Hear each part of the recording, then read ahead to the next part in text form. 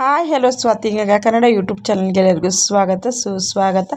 ಇವತ್ತಿನ ವಿಡಿಯೋದಲ್ಲಿ ನಾನು ವರಾಹಿ ಅಮ್ಮನ ಮಂತ್ರವನ್ನು ತಿಳಿಸ್ಕೊಡ್ತಾ ಇದ್ದೀನಿ. ಮತ್ತು ತುಂಬ ಜನ ಸಪ್ತ ಶನಿವಾರಗಳು ಈ ಒಂದು ವೆಂಕಟೇಶ್ವರನಿಗೆ ಅಕ್ಕಿ ಹಿಟ್ಟಿನ ದೀಪವನ್ನು ಯಾವ ರೀತಿಯಾಗಿ ಮಾಡಬೇಕು ಅದ್ರದ್ದು ಮಾಹಿತಿಯನ್ನು ಕೊಡಿ ಅಂತ ನಮ್ಮ ಸಿಸ್ಟರ್ ಒಬ್ಬರು ಕೇಳಿದರು. ಹಾಗಾಗಿ ಈ ವಿಡಿಯೋದಲ್ಲಿ ಅದನ್ನು ಕೂಡ ತೋರಿಸ್ತೀನಿ. ಇವತ್ತು ಶನಿವಾರ ಆಗಿರೋದ್ರಿಂದ ನಾನು ಬೆಳಗ್ಗೆ ದೇವಸ್ಥಾನಕ್ಕೆ ಹೋಗಿದ್ದೆ, ಹಾಗೆ ಒಂದು ಕ್ಲಿಪ್ಪಿಂಗ್ಗಳನ್ನು ತೆಗೆದುಕೊಂಡು ಬಂದಿದ್ದೆ. ನೋಡಿ, ಇಲ್ಲಿ ವೆಂಕಟೇಶ್ವರ ದೇವರಿಗೆ ಅರ್ಚನೆಯನ್ನು ಮಾಡ್ತಾ ಇದ್ದಾರೆ.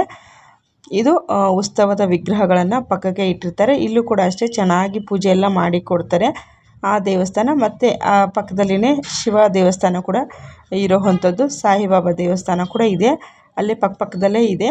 ಹಾಗಾಗಿ ಅಲ್ಲೂ ಕೂಡ ನಮಸ್ಕಾರವನ್ನು ಮಾಡಿಕೊಂಡು ನಂದಿ ದರ್ಶನವನ್ನು ಮಾಡಿಕೊಂಡು ಎಲ್ಲ ದೇವ್ರಿಗೂ ದರ್ಶನವನ್ನು ಮಾಡಿಕೊಂಡು ಕೈ ಮುಕ್ಕೊಂಡು, ನಿನ್ನೆ ಶ್ರೀರಾಮನವಮಿ ಹಬ್ಬ ಆಗಿರೋದ್ರಿಂದ ಇವತ್ತು ದೇವಸ್ಥಾನದಲ್ಲಿ ನಿನ್ನೆ ಮಾಡಿರೋ ಅಂಥ ಅಲಂಕಾರಗಳೇ ಇದ್ದವು, ಏನೋ ಅವರು ಚೇಂಜ್ ಮಾಡಿದ್ದಿಲ್ಲ. ಹಾಗಾಗಿ ತುಂಬ ಚೆನ್ನಾಗಿತ್ತು. ನಿನ್ನೆ ಕೂಡ ನಾನು ವೀಡಿಯೋಸ್ ಏನು ತೆಗೆದುಕೊಳ್ಳೋ ಹೋಗಿಲ್ಲ, ಯಾಕಂದರೆ ತುಂಬ ಜನ ಇದ್ದರು. ಹಾಗಾಗಿ ಕಲ್ಯಾಣೋತ್ಸವದ ಫೋಟೋ ಮಾತ್ರನೇ ನಾನು ತೆಗೆದುಕೊಂಡಿದ್ದೆ. ನೋಡಿ, ನಮ್ಮದೇನಾನ ಕೋರಿಕೆ ಇದ್ದರೆ ಖಂಡಿತವಾಗ್ಲೂ ಈ ರೀತಿ ಕಿವಿನಲ್ಲಿ ನಂದಿಗೆ ಹೇಳಿದರೆ ಅದು ಅತಿ ಶೀಘ್ರವಾಗಿ ಫಲಿಸುತ್ತೆ ಅಂತಾರೆ. ಹಾಗಾಗಿ ಕಿವಿನಲ್ಲಿ ನಮ್ದು ಏನಾನ ಕೋರಿಕೆ ಇದ್ದರೂ ಕೂಡ ನಾವು ನಂದಿ ಕಿವಿನಲ್ಲಿ ಹೇಳಿದ್ರೆ ಅವರು ಬೇಗ ಶಿವನಿಗೆ ತಿಳಿಸ್ತಾರೆ ಅನ್ನೋವಂಥ ಒಂದು ನಂಬಿಕೆ. ಹಾಗಾಗಿ ಮತ್ತೆ ಇಲ್ಲಿ ನೋಡಿ, ಸಾಯಿನಾಥರ ಕೂಡ ದರ್ಶನವನ್ನು ತೆಗೆದುಕೊಂಡು ಹಾಗೆ ನಾವು ಆಚೆ ಬಂದ್ವಿ. ಬನ್ನಿ, ಇವಾಗ ನಮ್ಮ ಸ್ನೇಹಿತರು ಕೇಳಿದ್ರಲ್ವ, ಸಬ್ಸ್ಕ್ರೈಬರ್ ಒಬ್ಬರು, ಸಪ್ತ ಶನಿವಾರಗಳು ಯಾವ ರೀತಿಯಾಗಿ ಮಾಡಬೇಕು, ಯಾವ ಕೆಲಸಕ್ಕೋಸ್ಕರ ಮಾಡಬೇಕು ಅಂತ ಕೇಳಿದರು. ನೋಡಿ, ಈ ಒಂದು ವೆಂಕಟೇಶ್ವರನಿಗೆ ದೀಪ ಹಚ್ಚುವಂಥದ್ದು 7 ದೀಪಗಳನ್ನು ಹಚ್ಚುತ್ತಾರೆ. ನಾನು ಕೂಡ ಈ ಒಂದು ದೀಪವನ್ನು ಹಚ್ಚಿದ್ದೀನಿ. ಮುಂದೆ ವಿಡಿಯೋದಲ್ಲಿ ಬೇಕಿದ್ದರೆ ತೋರಿಸ್ತೀನಿ. ನೋಡಿ, ನಾನು ಯಾವ ರೀತಿಯಾಗಿ ಹಚ್ಚಿದ್ದೀನಿ ಅಂತ ಅದೇ ವಿಡಿಯೋ ಬರ್ತಾ ಹೋಗುತ್ತೆ. ನೋಡಿ, ಈ ರೀತಿಯಾಗಿ ನಾನು ಈ ಒಂದು ವೆಂಕಟೇಶ್ವರ ಮತ್ತು ಲಕ್ಷ್ಮಿ ಇರುವಂಥದ್ದು, ನನಗೆ ಇಲ್ಲಿ 7 ದೀಪಗಳನ್ನು ಹಚ್ಚೋದಕ್ಕೆ ಸಾಧ್ಯವಾಗಿಲ್ಲ. ಯಾಕಂದರೆ ನಮ್ಮ ಮನೆಯಲ್ಲಿ ಚಿಕ್ಕ ಮಗ ಇರೋದರಿಂದ ಅವನು ಎಳೆಯೋದು ಆ ಥರ ಎಲ್ಲ ಏನಾನ ಸಮಸ್ಯೆ ಆದರೆ ಸುಮ್ಮನೆ ಅದು ತಲೆನೋವು ಅಂಥೇಳಿ ನಾನು ಏನು ಮಾಡಿದ್ದೆ ಅಂತಂದರೆ, ಈ ರೀತಿಯಾಗಿ ನೋಡಿ, ಪ್ರತಿ ಶನಿವಾರ ಕೂಡ ಈ ವ್ರತದ ರೀತಿಯಲ್ಲಿ ಮಾಡ್ತಾ ಇರೋದ್ರಿಂದ ನಾನು ಪ್ರತಿ ಶನಿವಾರ ಕೂಡ ದೇವರ ಸಾಮಗ್ರಿಗಳೆಲ್ಲ ತೊಳಿತಾ ಇದ್ದೆ.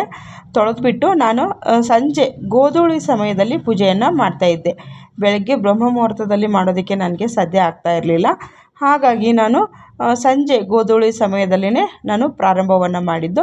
ನೈವೇದ್ಯಕ್ಕೆ ಬರೋದಾದರೆ ಏನಾನ ಸಿಹಿ ಪದಾರ್ಥವನ್ನು ನೈವೇದ್ಯಕ್ಕೆ ಇಡ್ತಾಯಿದ್ದೆ. ತಾಂಬೂಲವನ್ನು ಪ್ರತಿಯೊಂದನ್ನು ಕೂಡ ನಾನು ಇಡ್ತಾಯಿದ್ದೆ. ಇಲ್ಲಿ ನೋಡಿ, ನಿಮಗೆ ತೋರಿಸ್ತಾ ಇದ್ದೀನಿ, ಈ ರೀತಿಯಾಗಿ ಮಾಡ್ಕೊತಾ ಇದ್ದೆ. ನೀವು ಯಾರೆಲ್ಲ ಈ ಸಪ್ತ ಶನಿವಾರಗಳು ವೆಂಕಟೇಶ್ವರ ವ್ರತವನ್ನು ಮಾಡಬೇಕಂತೀರೋ ಅವರು ವ್ರತ ಮಾಡೋದಕ್ಕೆ ಮುಂಚೆನೇ ನಿಮ್ಮ ಮನೆಯಲ್ಲಿ ಸ್ವಲ್ಪ ನೀಟಾಗಿ ಗೂಡು ದುರ್ಸೋದಾಗಿರಬಹುದು, ಮನೆ ಕ್ಲೀನಿಂಗನ್ನು ಮಾಡ್ಕೊಂಡು ಬಿಡಬೇಕು. ಅಂದರೆ ತುಂಬ ಡೀಪಾಗಿ ಏನು ಕ್ಲೀನ್ ಮಾಡಿಲ್ಲ ಅಂದ್ರೂ ಕೂಡ ಮನೆಯಲ್ಲಿ ಗೂಡು ದುರ್ಸೋವಂಥದ್ದು, ನಿಮ್ಗೇನಾನ ಈ ಮಂತ್ಲಿ ಪೀರಿಯಡ್ ಆದಾಗ ನಿಮ್ಮದು ಬೆಡ್ಶೀಟು, ಬೆಡ್ ಸ್ಪ್ರೆಡ್ ಎಲ್ಲ ಇರುತ್ತಲ್ವ, ಅದನ್ನ ನೀಟಾಗಿ ಎಲ್ಲ ವಾಶ್ ಮಾಡ್ಕೊಳ್ಳೋವಂಥದ್ದು, ಈ ರೀತಿಯಾಗಿ ಎಲ್ಲವನ್ನು ಮಾಡಬೇಕು. ಇದನ್ನು ನೀವು ಬೆಳಗ್ಗೆ ಬ್ರಹ್ಮ ಮುಹೂರ್ತದಲ್ಲಿ ಮಾಡ್ತೀವಿ ಅಂದರೆ ನೀವು ಸಂಜೆ ಶುಕ್ರವಾರ ಆಗಿರುತ್ತಲ್ವ, ಹಾಗಾಗಿ ಅವತ್ತು ಕಳಶ ಎಲ್ಲ ತೆಗೆದು ಪೂಜೆ ಎಲ್ಲ ತೊಳೆಯೋದಕ್ಕೆಲ್ಲ ಆಗೋದಿಲ್ಲ. ಹಾಗಾಗಿ ನಾನು ಶನಿವಾರ ದಿವಸ ಗೋಧೂಳಿ ಸಮಯದಲ್ಲಿನೇ ಪೂಜೆಯನ್ನು ನಾನು ಮಾಡ್ತಾಯಿದ್ದೆ. ದೇವರ ಸಾಮಗ್ರಿಗಳನ್ನೆಲ್ಲ ತೊಳೆದುಕೊಂಡು ನೀವು ಕಳಶ ಓಡೋದಾಗಿರ್ಬೋದು. ಮತ್ತು ತುಳಸಿಯನ್ನು ಯಾವುದೇ ಕಾರಣಕ್ಕೂ ಮಿಸ್ ಮಾಡೋದಕ್ಕೆ ಹೋಗಬಾರ್ದು. ತುಳಸಿ ವೆಂಕಟೇಶ್ವರನಿಗೆ ತುಂಬ ಅಂದರೆ ತುಂಬ ಪ್ರಿಯವಾಗಿರೋವಂಥದ್ದು. ನಾನು 3 ಬಗೆಯ ಹೂಗಳನ್ನು ತೆಗೆದುಕೊಳ್ತಾ ಇದ್ದೆ. ಈ ಪನ್ನೀರ್ ರೋಸ್ ಆಗಿರಬಹುದು, ತುಳಸಿ ಕಂಪಲ್ಸರಿಯಾಗಿ ಇರ್ತಾಯಿತ್ತು, ಮಲ್ಲಿಗೆ ಆಗಿರಬಹುದು, 3 ವಿಧವಾದ ಬಣ್ಣದ ಹೂಗಳನ್ನು ತೆಗೆದುಕೊಳ್ತಾ ಇದ್ದೆ.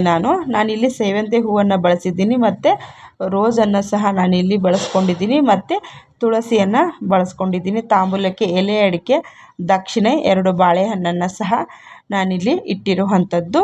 ನೋಡಿ, ಈ ಅಕ್ಕಿ ಹಿಟ್ಟನ್ನು ನೀಟಾಗಿ ಅಕ್ಕಿಯನ್ನೆಲ್ಲ ತೊಳೆದ್ಬಿಟ್ಟು ನಾನು ಡ್ರೈಯಾಗಿ ಫ್ಯಾನ್ ಕೆಳಗಡೆಗೆ ಒಣಗಿಸ್ಕೊಂಡಿದ್ದೆ. ಅದನ್ನು ಒಣಗಿದ ಮೇಲೆ ಇದನ್ನು ಮಿಷಿನ್ಗೆ ಹೋಗಿ ಹಾಕಿಸ್ಕೊಂಡು ಬಂದು ಸಪ್ರೇಟಾಗಿ ಇದನ್ನು ನಾನು ಡಬ್ಬದಲ್ಲಿ ಇಟ್ಕೊಂಡಿದ್ದೆ. ಯಾಕಂದರೆ ಇದು ವ್ರತಕ್ಕೋಸ್ಕರನೇ ಬೇಕು ಅಂಥೇಳಿ ನಾನು ಒಂದು 2 kg ಅಕ್ಕಿನ, ನೀವು ಯಾವ ಅಕ್ಕಿ ಬೇಕಾದರೂ ತೆಗೆದುಕೊಳ್ಬೋದು. ನಾನು ಸೊಸೈಟಿ ಅಕ್ಕಿಯನ್ನು ನೀಟಾಗಿ ಭತ್ತ ಕಲ್ಲು ಎಲ್ಲ ಏನಿದೆ ಅದರಲ್ಲಿ ಆರಿಸ್ಬಿಟ್ಟು ಅದನ್ನು ಅಕ್ಕಿಯೆಲ್ಲ ನೀಟಾಗಿ ತೊಳೆದು ಒಂದು ಲುಂಗಿ ಬಟ್ಟೆಯಲ್ಲಿ ಒಣಗಿಸ್ಬಿಟ್ಟು ಮಿಷಿನ್ಗೆ ಹಾಕಿಸ್ಕೊಂಡು ಬಂದು ನೀಟಾಗಿ ಜರಡಿ ಮಾಡಿ ಪೌಡರನ್ನು ನಾನು ಎತ್ತಿಟ್ಕೊಂಡಿದ್ದೆ. ಈ ದೀಪ ಮಾಡೋದಕ್ಕೆ ಯಾವ ರೀತಿಯಾಗಿ ಸಿದ್ಧ ಮಾಡ್ಕೊಳ್ಬೇಕು ಅನ್ನೋದನ್ನು ತೋರಿಸ್ತೀನಿ ನೋಡಿ. ಒಂದು ಪಾತ್ರೆಯನ್ನು ತೆಗೆದುಕೊಳ್ಳಿ, ಅಗಲವಾಗಿರುವಂಥದ್ದು. ಈ ಹಿಟ್ಟು ನಿಮಗೆ ಎಷ್ಟು 7 ದೀಪ ಮಾಡ್ತೀರಾ, ಎಷ್ಟು ಮಾಡ್ತೀರಿ ನೋಡಿ. ಅದು ನಾನು ಏನು ತೊಗೊಳ್ತಾ ಇದ್ದೆ ಅಂದರೆ, ನಾನು ಐದು ಮುಷ್ಟಿಯಷ್ಟು ಅಕ್ಕಿ ಹಿಟ್ಟನ್ನು ಹಾಕ್ಕೊಳ್ತಾ ಇದ್ದೆ. ಮುಷ್ಟಿ ಅಂದರೆ ಕಮ್ಮಿ ಬರುತ್ತೆ. ಹಾಗಾಗಿ ನೀವು 7 ದೀಪ ಮಾಡ್ತೀವಂದರೆ ಒಂದು 5 ಲೋಟ ಈ ರೀತಿಯಾಗಿ ತೆಗೆದುಕೊಳ್ಬೇಕು. ನಾನು ಈ ಥರ ಐದು ಬಾರಿ ಹಿಟ್ಟನ್ನು ಹಾಕ್ಕೊಳ್ತಾ ಇದ್ದೆ. ಹಿಟ್ಟನ್ನು ಹಾಕ್ಕೊಂಡು ಅದಕ್ಕೆ ಹಾಲು, ಸ್ವಲ್ಪ ತುಪ್ಪ ಮತ್ತು ಬೆಲ್ಲ, ಬರೀ ಹಸೆ ಹಾಲಲ್ಲಿ ಕಲಿಸಬಾರ್ದು. ಬೆಲ್ಲ ಮತ್ತು ತುಪ್ಪವನ್ನು ಕಂಪಲ್ಸರಿಯಾಗಿ ಹಾಕಲೇಬೇಕು. ಹಾಕಿ ಅದನ್ನು ಚೆನ್ನಾಗಿ ನೀವು ಮೆತ್ತಗೆ ಆಗೋವರೆಗೂ, ತುಂಬ ತೆಳ್ಳಗೆ ಆಗಬಾರ್ದು, ತುಂಬ ಗಟ್ಟಿಯಾಗೂ ಆಗಬಾರ್ದು. ಆ ರೀತಿಯಾಗಿ ಚೆನ್ನಾಗಿ ಸಾಫ್ಟ್ ಆಗೋ ರೀತಿಯಲ್ಲಿ ಬನ್ನಿ. ಇವಾಗ ಸ್ಕ್ರೀನ್ ಮೇಲೆ ಮಂತ್ರ ಬರ್ತಾ ಇದೆ. ಓಂ ಶ್ರೀಂ ಐಂ ಗ್ಲೌಂ ಶ್ರೀ ಶಾಂಬಲಾಯೇ ನಮೋ ನಮಃ. ಓಂ ಶ್ರೀಂ ಐಂ ಗ್ಲೌಂ ಶ್ರೀ ಶಾಂಬಲಾಯೇ ನಮೋ ನಮಃ. ಓಂ ಶ್ರೀಂ ಐಂ ಶ್ರೀ ಶಾಂಬಲಾಯೇ ನಮೋ ನಮಃ. ಈ ಒಂದು ಬೀಜಾಕ್ಷರಿ ಮಂತ್ರವನ್ನು ರಾತ್ರಿ ಮಲಗೋದಕ್ಕೆ ಮುನ್ನ ಹೇಳ್ಕೊಳ್ಳಿ. ನಿಮ್ಮದೇನಾನ ಕೋಟ್ ವ್ಯಾಜ್ಯಗಳಿದ್ದರೆ, ಅನಾರೋಗ್ಯ ಇದ್ದರೆ ಪರಿಹಾರ ಅನ್ನೋವಂಥದ್ದು ಸಿಗುತ್ತೆ. ಖಂಡಿತವಾಗ್ಲೂ ನಿಮ್ಗೆ ಒಳ್ಳೆಯದಾಗುತ್ತೆ ಅಂತಲೇ ಹೇಳಬಹುದು.